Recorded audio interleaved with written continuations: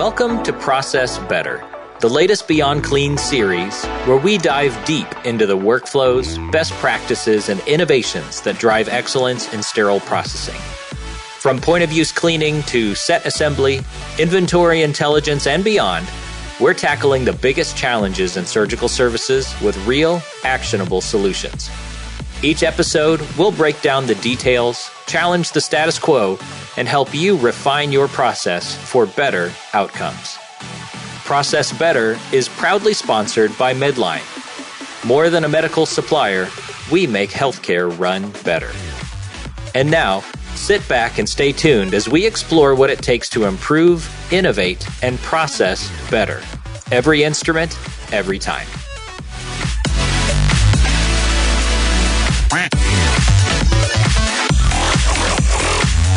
All right, Sterile Processing Universe, welcome back to Process Better, a podcast sponsored by Medline with the Beyond Clean team here. I'm your host, Bobby Parker, and today in episode 5, we are talking about surgical instrument manufacturing, titled Instrument Insights, End-to-End SPD Expertise. We've got a little bit of a different type of show for you today. We are bringing in the business development director from Medline to talk to us a little bit about how surgical instrument companies source their instruments, how they ensure quality, and particularly what Medline has to offer to help departments be successful. So a little less brand neutral than we typically take on the show, but I think there's a lot of value in talking about what real solutions real companies have to help solve our problems. So sit tight, buckle up. We're going to have a great conversation around surgical instrument quality that could help you in your department. We'll be right back.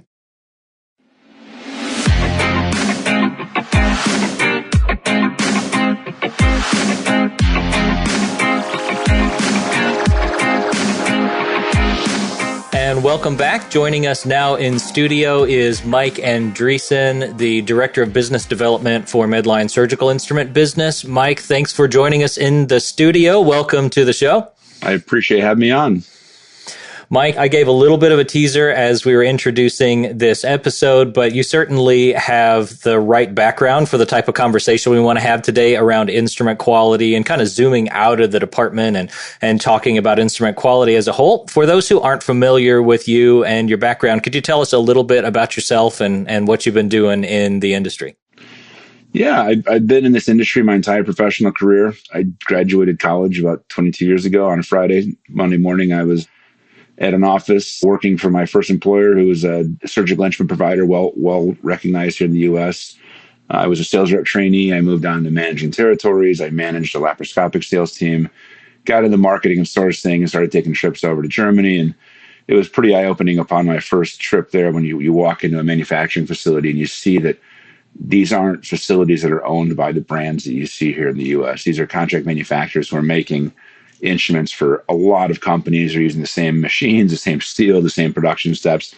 At the end of the day, you have a name that's being etched onto the instrument. So fast forward from there, Medline approached me and said, hey, we're really interested in kind of, relaunching, expanding our whole SPD portfolio. And this is about 12 years ago. And I came over, we did so. We went back and we partnered with manufacturers that I had known and that were making, world-class instruments, both in Europe and in Asia. Since then, we've launched a catalog. We have close to 20,000 SKUs in that catalog. And really, the focus has been not only just to help with the basic instruments, right? Everybody needs basic instruments, but how do we help with providing a wide variety of specialty instruments, some that may be deemed as high surgeon preference, and not only having those, but having those in stock at a fair price. And here I am 12 years later and just happy to be on to discuss all of the changes we're seeing in the surgical instrument market.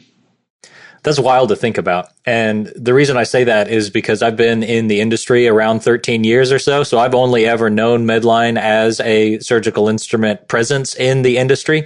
Crazy to think that that's already been 12 years now and that you've been able to be a big part of that. I know that even before this conversation around Medline's, entrance into providing reusable surgical instruments, there have been plenty of shifts that have happened in the industry around surgical instrument quality and manufacturing. You mentioned getting to see some of those manufacturing facilities yourself.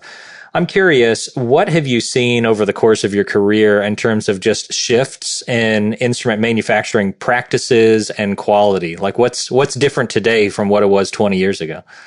20 years ago, before you had the European MDR, which is regulation around the production and the sale of products within Europe, you had folks that were third or fourth generation instrument manufacturers. And it may have been a husband and a wife who, made needle drivers in their garage. And they knew how to do it, and they were really good at it. And, as they got older, they maybe didn't have a succession plan in place for the business. The family didn't want to take over. So they're kind of put in a spot of either, closing their doors or selling to a larger manufacturer there that's willing to take on the employees and the volume and the equipment. And so what you've seen is a significant reduction in true manufacturers in Germany just based on that. So it becomes very challenging with trying to keep the supply chain going when every year you're losing 5 to 10 to 15 instrument manufacturers who've been in this business for 40 to 50 years. Yeah, sure. That's wild. And it's not just that those manufacturing mom and pop shops in Germany are shutting down. I mean, somebody still has to make the instruments. And so a lot of those instrument manufacturing practices have moved out of country and to other places. And something that you made reference to in your introduction about manufacturing facilities in other nations potentially making instruments for multiples of the big name brands in the industry, right? And so I imagine that muddies the waters a lot as you're thinking around controlling instrument quality and where you source your instruments from if you don't have the mom and pop shop in Germany where we used to get them from. Yeah, so it is interesting. Like, as much as we can see automation helping with making these instruments, right? You see these 5-axis CNCs, you see these turning machines that have auto feeders for the bar stock. Machines you can put anywhere and run. When it comes to hand labor, you think about anything with like a ring handle, a hemostat, scissor, needle driver, towel clamp. It requires hand labor. You've got to grind, you've got to polish, you got to set the box lock. You need the hands to do that, which is why you've seen a lot of shift of those basic items from Europe to Asia. I've been fortunate to have visited probably close to every manufacturing facility out there. And you do see factories in Asia that have very high standards. Keep in mind, they're ISO 1345, they're audited, and they have very good manufacturing steps. They have a lot of the equipment that you see in Europe. You see, the heat treatment, even like the scissor grinding. Like they have a lot of this advanced machinery there now where they maybe one or two factories had that 20 years ago. You're seeing more of these folks kind of take on this increased demand. It's not just the U.S., right? This is a global market. So we need those production facilities with the skilled labor. And this is skilled labor, and that's part of the challenge, right? The folks that retired, they made these instruments by hand, and they were very good at it. And replacing that, even something as simple as like a Jacobson mosquito, it may have the right curvature on it, the delicate, how delicate the tip is, like a half a millimeter is a big difference. And some folks made those very well. And partnering with folks that are able to help us replicate that pattern to keep the staff at the facilities happy, that's very important. Well, and that's from a standpoint in a sterile processing department, more so than what name gets stamped on the instrument. What we care about is that the instrument's going to last, that it's shaped the way that we expect it to be shaped, even though these are sometimes small batch handmade instruments. No two of them end up being exactly the same, even though they have the same number printed on them. But quality is very important. And this conversation around it being a global supply chain for surgical instruments, it makes me wonder like how that quality gets controlled. And so I know that Medline, they've been in surgical instruments for decades now. What is unique to the way that Medline does business to try to provide a quality product to the sterile processing and to the OR? So we try to work directly with true manufacturers of the product, right? So these true manufacturers, you have a print, there's tolerances in that print. So we talked about this. They're not going to be perfect every single time, but they're going to fit within a pretty tight tolerance. That's the difference between working with a manufacturer versus buying it maybe through a distributor or a middleman. That's going to help kind of control the specs. In terms of the instrument last and the quality of it, really the steel. So you have a lot of these come from drop forgings, which the drop forging is how you dictate the country of origin. So if that drop forging occurs in Germany, it's going to be country of origin Germany, and then wherever the finishing steps are done, it's still going to say CO Germany. That's a U.S. customs law.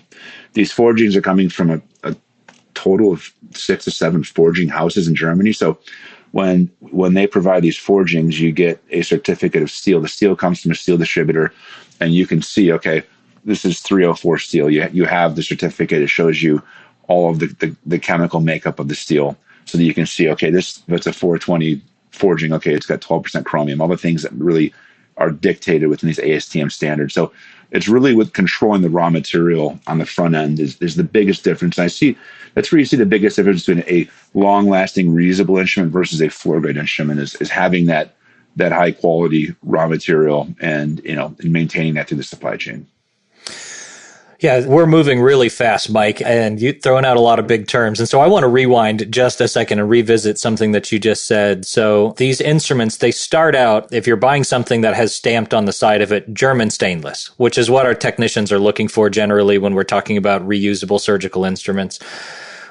That just means that the instrument started out in Germany, but doesn't necessarily mean that mom and pop in the garage handmade that instrument. So we're getting German stainless steel, stamping it, and then sending it somewhere else for the instrument to be ground down, assembled, sharpened, all of those things. Not necessarily in every case. In Germany, you have the mom and pop shops. You also have very large suppliers, that have very sophisticated supply chains. They've invested in the MDR, and they continue to grow. But yes, the way that the U.S. customs ruling dictates country of origin on a surgical instrument is where the forging took place. That's what they consider substantial transformation. So on things like hemostats, towel clamps, you don't see those being finished in Germany anymore. It's just there's just not enough hands. The price point's not there to support it. But you've got more advanced items. Certainly, they're making these in Germany. So it's kind of a combination of both. I want to make sure we're very clear there. There's still a lot that's made in Germany. It's just you're seeing some of these lower cost, higher volume items have shifted elsewhere over the years. No, it makes a lot of sense. And one of the things that the SPD techs are often trained on to identify single-use floor-grade instruments is to look for a mirror finish. Maybe it doesn't feel quite as heavy, but it has stamped into the side of it the word Pakistan. That doesn't necessarily mean, though, anything that was made and assembled in Pakistan is of somehow a lower quality, right? It has more to do with the type of steel that was used in the assembly of that instrument and not necessarily where it came from. Yeah, so typically on those types of items, you'll see it, a high mirror finish, and you see Pakistan stamped on it, and that typically indicates it's single use. But there's also a lot of reusable instruments that come from Pakistan that are made out of Japanese steel that meet all of the high criteria for the steel specs that are required. They typically will not say Pakistan on the instrument. On the package itself, you have to call out the country of origin. That's a U.S. customs law. So you'll see, country of origin Pakistan on the package, but on the instrument, there's no indication of it. And the idea there is to help eliminate that confusion, right? Because we don't want to see single-use items migrating down to sterile processing, being reprocessed with the surgical grade products, and then you have issues with the potential corrosion, and that corrosion kind of transferring over to surface stain the reusable instruments. Yeah, really important to keep those separate. All right, so I've satisfied my my questioning, kind of rewinding and going back through that line of questioning. I appreciate that. So as we're thinking about the supply chain of surgical instruments and trying to ensure quality by sourcing them from both the right kind of steel, the right provider to assemble that instrument, getting it on time to the hospitals, and trying to avoid back orders and things like that, what are some of the successes that you've seen at Medline in being able to help build some success in the OR around surgical instruments and maybe building some trust and collaboration with those customers? From a service perspective, it's just a matter of, I wish I had a crystal ball to forecast when somebody's going to buy a random item that maybe doesn't move very often. But, having inventory, working closely with your manufacturing partners to say, hey, look, we're really in need of these items here. Can you help us, accommodate that? And oftentimes they will. If you have this good, strong these manufacturers, I call them business partners, where we work together collaboratively to maintain the supply chain. In regards to getting them in the hospital and having them last, following the IFUs is obviously very important. One thing that I've seen over 20 years, and it's really been more prevalent the last, let's call it 4 to 5, are challenges with water and steam quality and chemistry dosing. And I think the timing of ST108 has been very timely. In my opinion, 4 to 5 complaints that we see, it'll come in saying, hey, the instrument's rusting. Okay, we take a look at it and okay, that's a hard water spot. It's, hey, your detergent's dosed a little heavy. Your final rinse, the DI water is not taking all of the detergent away. It goes in the autoclave and, it turns a color that appears to be brown orange, which presents itself as rust. So as 108 has been introduced and folks are complying with 108, I think you're going to see a significant decline in some of these kind of time wasting issues with, an instrument not looking well. You're having to send it out. You're having to have it cleaned. It's critically important that, the staff obviously understands ST108, but working collaboratively with everyone in the facility. I've met with a lot of folks where facilities manages the boiler. It's house steam. Facilities manages the RO system. Facilities manages all of that. And working together as a team and having a cadence to sit down and say, okay, are we keeping up on this? Are we following the timing for the testing? Are we seeing anything that looks off here? Have any of the levels, moved at all? All of that really plays into how long an instrument's going to last. We know that chlorides are probably the biggest detriment to an instrument. So whether the chloride be saline, whether it be blood, whether it be hard water, that's going to eat through the passivation layer. The passivation layer is a chromium oxide layer around the instrument that essentially acts as the immune system or the skin of the instrument. Chlorides are a detriment to that. So that's why it's so important that we're looking at the water quality levels and making sure that we're following these standards. Yeah, and before we keep on along that train of thought, I want to ask you a longstanding myth, I guess, in sterile processing, or maybe it's not a myth or misconception. It seems to be that whenever you first wash instruments right out of the package, whenever it comes through the department, that is the riskiest wash you will ever have with those instruments. It's like, are these instruments going to come out spotless, or are they going to already start rusting? I guess my question is, why is it that the hemostats we've had in the department since 1987 always reliably come out of the department or come out of the washer the same way, but maybe sometimes brand new instruments, being agnostic of manufacturer here, brand new instruments coming out of the package every now and then, you'll get some that just don't quite make it. That passivation layer, it continues to grow over time, right? It builds in the presence of oxygen. So consider it like an immune system for a newborn, right? They're going to get stronger. It's going to get stronger as time goes on. We also see they are a little bit more susceptible if some of the water levels aren't where they're supposed to be. If we're talking about reprocessing instruments in a new build, maybe you have a new washer, a new sterilizer, making sure that, after that washer and sterilizer is installed, you're running at enough times to kind of clean out the copper lines, the hoses, to make sure everything is removed from the installation. That also helps. But yeah, you're right. I've seen it across the industry. The newer instruments kind of coming out with these, call it spots, it's typically never true corrosion. If you can remove it with a pencil eraser, you can remove it with an instrument wipe, and that there's no pit below it. It's typically a surface stain. But yeah, it's frustrating, especially when you think about you're running a department, you invest in all these new instruments, you put them through, you're ready to go, and they come out not looking very well. Yeah. So that's a great segue into what I want to move towards concluding with. As we're thinking about surgical instrument quality in departments, what are some of the hacks, tips, or tricks that you would recommend to departments to get the most out of their surgical instruments, to make sure that they're caring for them well, that whether that comes from, picking the right partner to collaborate with on the types of instruments you're buying, or what you're doing in the department to take good care of them? Preventative maintenance really is the primary function there, right? Making sure you have a set schedule for preventive maintenance, and a lot of these tracking systems will help you set up doing that. But having your van come on site, or if you're shipping the instruments out, most of the time it's the van coming on, but making sure they're going through and they're being sharpened, they're being lubricated, that you're going to get the most out of them. I see scissors. You can look at a lot code on an instrument and know when it's made. At least I can from our instruments. And you'll see scissors that have been in the market for 20 years that are perfectly fine because they've been sharpened. on a routine basis. They've been maintained. It's that PM piece of it, and also following the IFU. If you have instruments that are coming from like L&D or maybe a different part of the hospital where they're not reaching the department as quickly as they would from the OR, make sure you use the pre-soak. Those simple things will help significantly extend the life of a surgical instrument.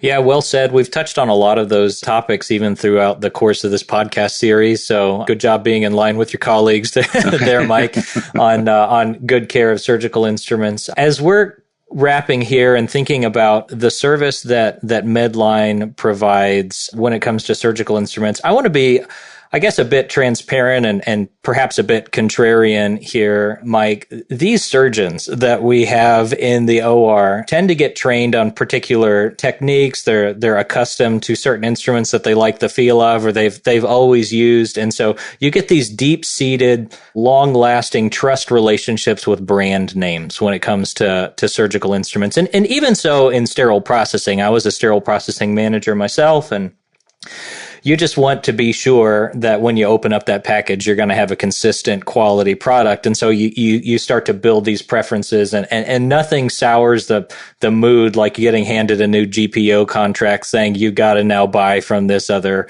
vendor, or even more, you got to be the one to deliver that news to the surgeon. So I just want to ask you, how much faith, how much stock should we be putting in any particular brand name for surgical instruments? And what has Medline done to try to provide that consistent level of quality so that those painful switches that are scary end up not being such a bad experience that everybody's expecting? Yeah, this is every day of my career I've dealt with this. You don't say. I get it, and I won't mention. I'm not going to mention any of the brand names, but I know the ones you're speaking of because there's some.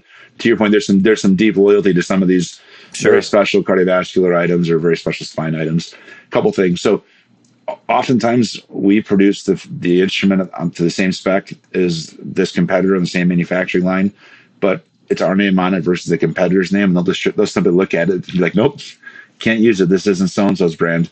We're actually in the process of doing this right now at a facility in the Northeast, but we do this quite often.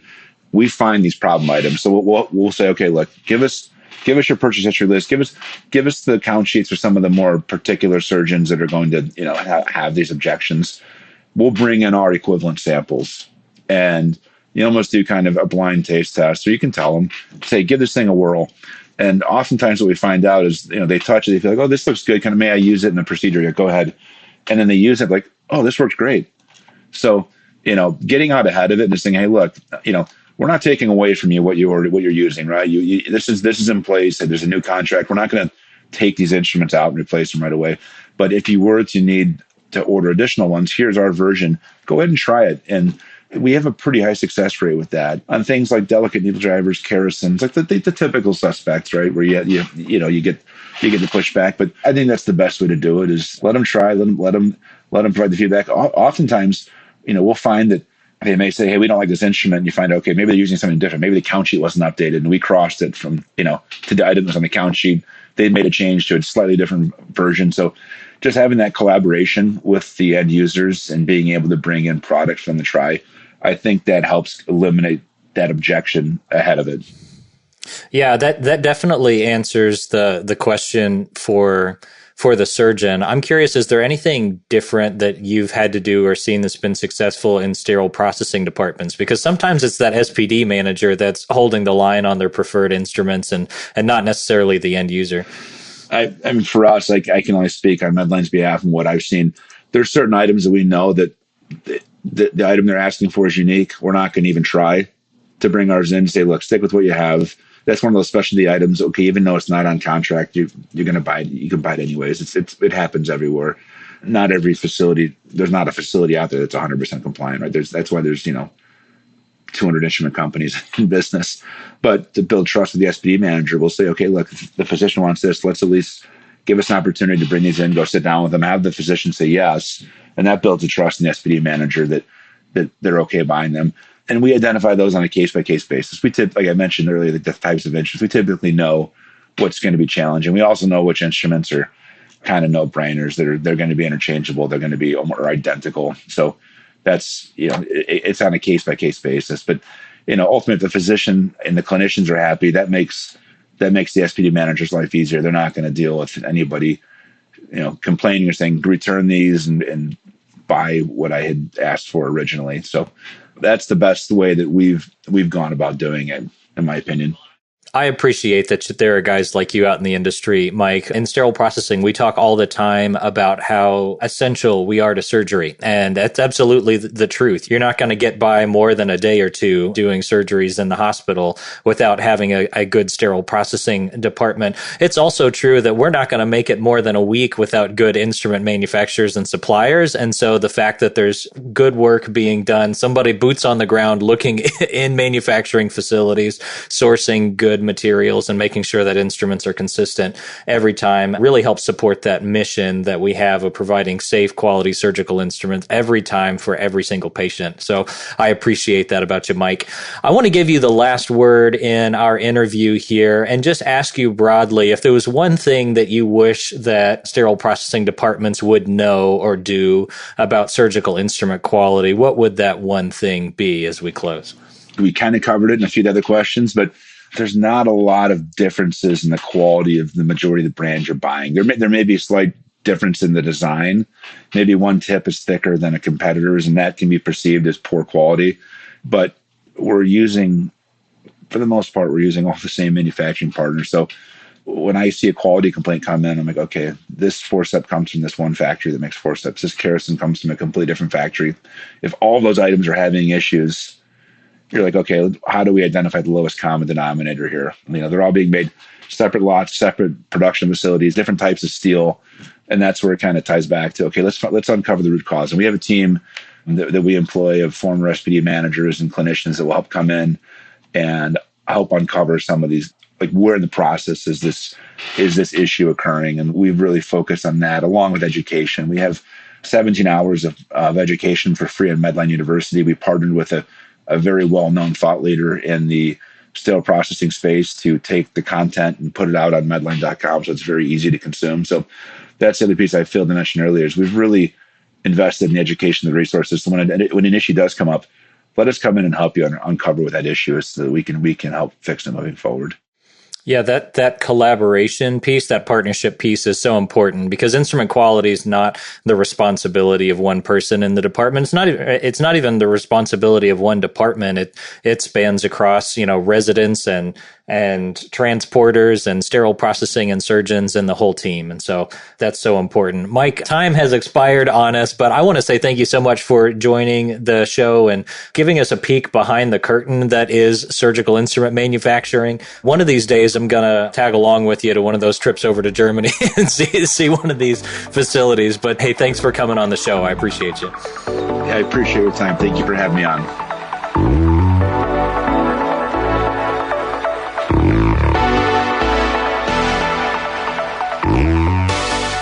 All right, that was Mike Andresen, Director of Business Development for Medline's surgical instrument business, talking to us about surgical instrument manufacturing and helping pull back the curtain on what goes on in surgical instrument manufacturing, where these instruments come from, how they're made, how in the world, from a global supply chain perspective, you can control the quality of what comes out of the package in the sterile processing department. And guess what? We barely scratched the surface of all there is to say about surgical instrument manufacturing. I was talking with Mike both before and after the show a little bit about some of these constraints globally around surgical instrument manufacturing and just how similar some of the manufacturing practices are for different brands across the space. And so really interesting. If you have further burning questions that we didn't get into with respect to surgical instrument purchasing, surgical instrument manufacturing, and you'd like to talk with Mike further about it, he would love to do that. You can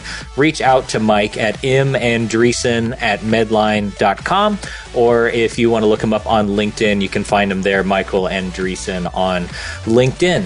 And just like that, we have wrapped up our podcast series sponsored by Medline called Process Better. If this is the first time that you joined us, again, go back and check out the first 4 episodes as we walked through 4 major processes in the department and talked about how we can do better, be better in processing surgical instruments. And I hope that you found this conversation as the capstone insightful as we talked about how to source quality instruments well.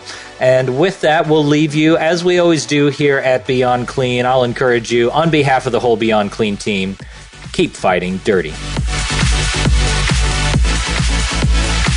Thanks for listening to this week's episode of Process Better. As a reminder, you can help support us by subscribing to Beyond Clean on your favorite podcast app, or by downloading the Beyond Clean smartphone app on iPhone or Android. In the app, you can access bonus content for certain episodes and filter episodes by category. If you enjoyed this conversation, be sure to give us a 5-star rating and review. Your feedback matters and is important to us. We look forward to hearing from you.